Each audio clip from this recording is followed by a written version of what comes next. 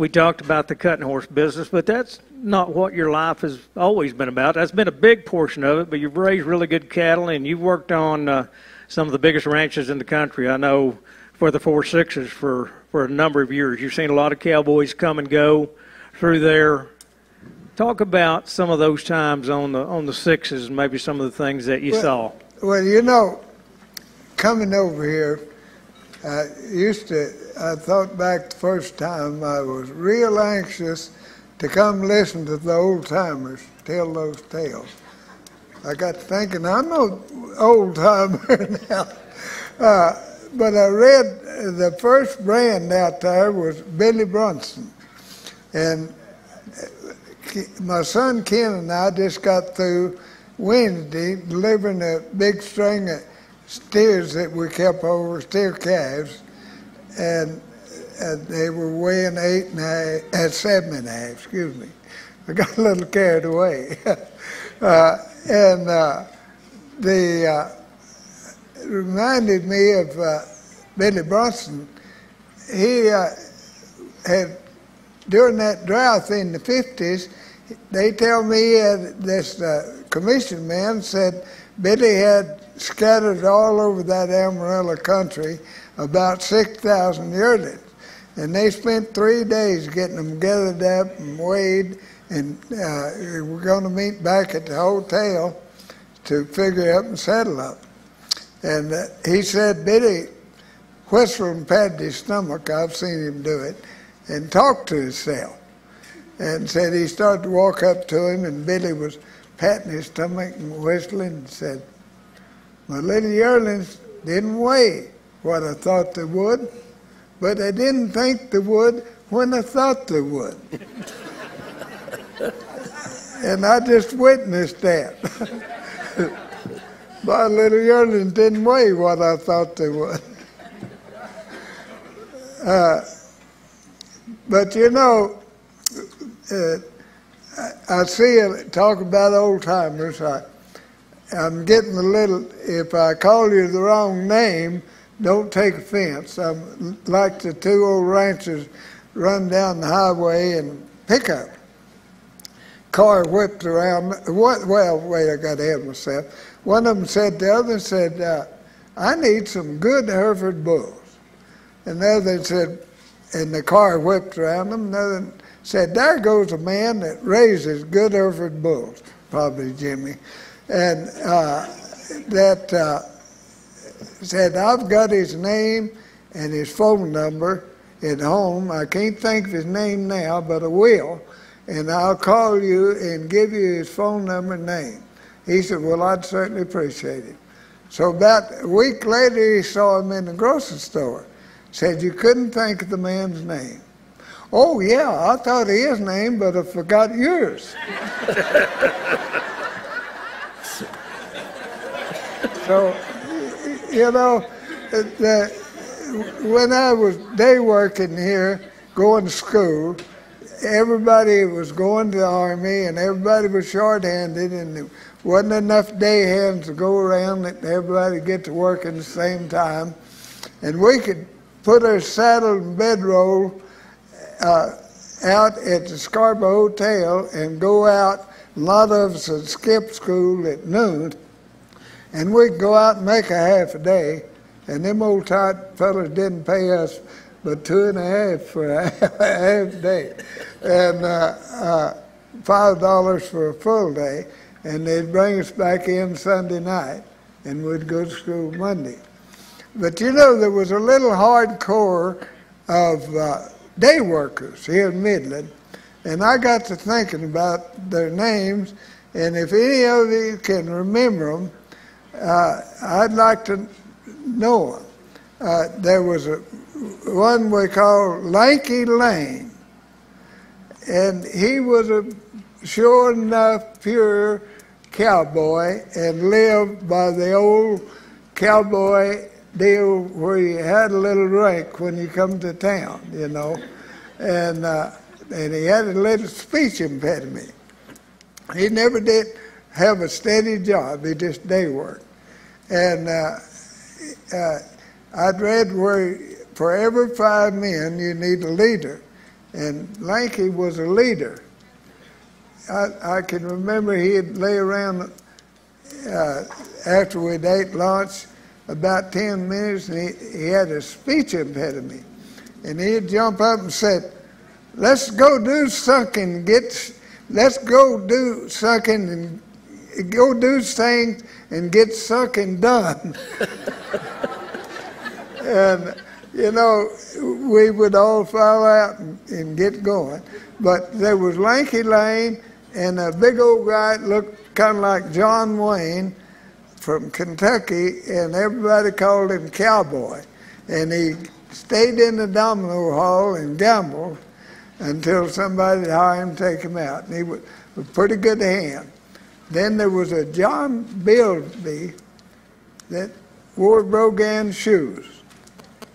And he was a good, dependable old hand. And he never did have a job. He just day worked and lived in a little half tent over on the south side of town here. And there was several more of those, but I can't remember their names. And then cowboys between jobs would day work, you know. And the Midland was kind of the capital of the western cow country. People come as far as Arizona to get hams here at the Scarborough Hotel. And New Mexico would come in and haul hands out. And I think probably I read that in the 1800s, Midland was the richest town per capita, and it was all due to cattle. And the Ranchin spread out from Midland.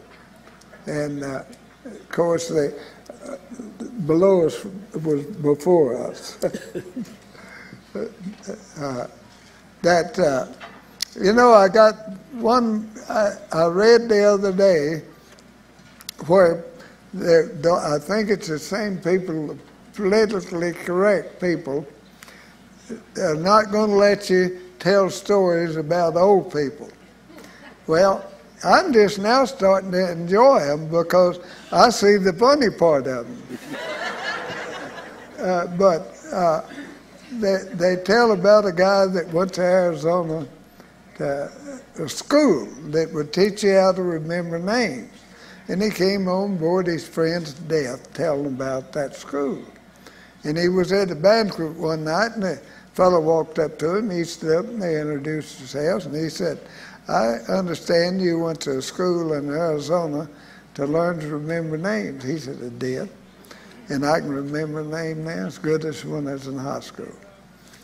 The guy said, would you mind telling me the name of that school? He got a blank look on his face. He said, what's the name of that flower that has a long stem with thorns on it? The guy said, I guess you're talking about a rose. Yeah, a rose. Turned to his wife and said, Rose, what's the name of that school?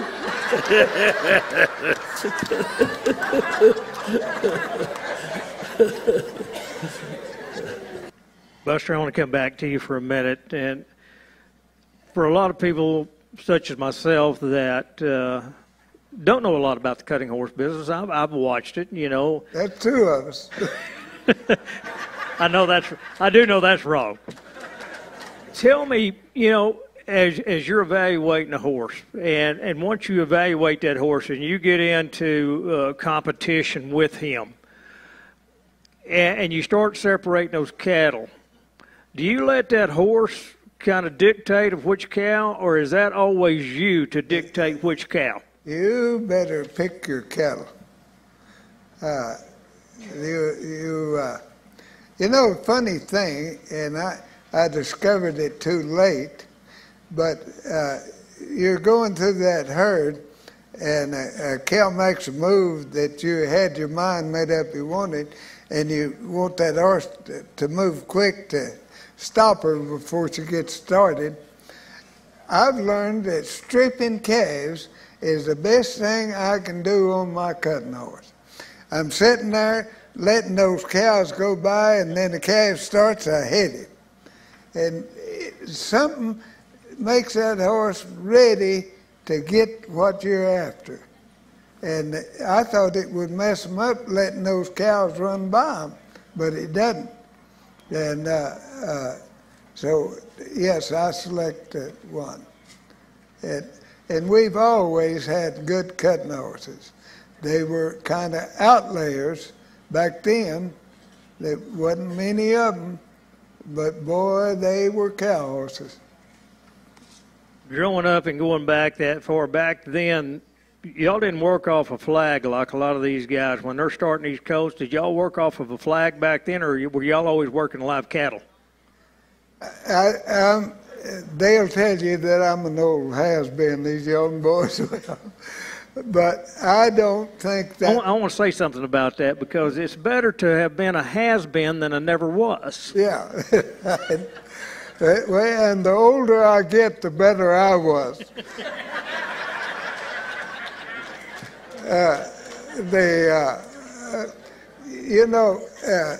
The thing about those early horses, they sometimes would use them until they would just get so hot, they'd grab the bit and run out, or rear up and walk out. Now, a real good horseman, real good cowman, didn't do that.